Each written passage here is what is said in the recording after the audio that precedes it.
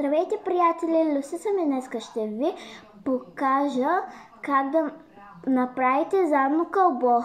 Първо аз ще направя задното кълбо и тогава ще ви дам стъпките.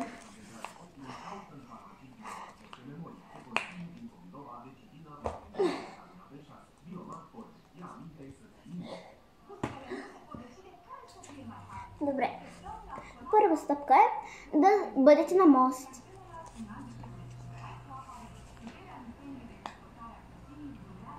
Добре, направихте го. Супер.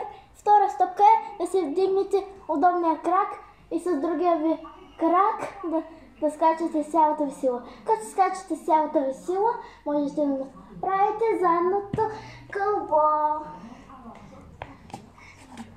Чао, приятели, дано ви помогне. Ако ви е страх в земята, можете просто да го направите в леглото. Чао, приятели, дано го научите.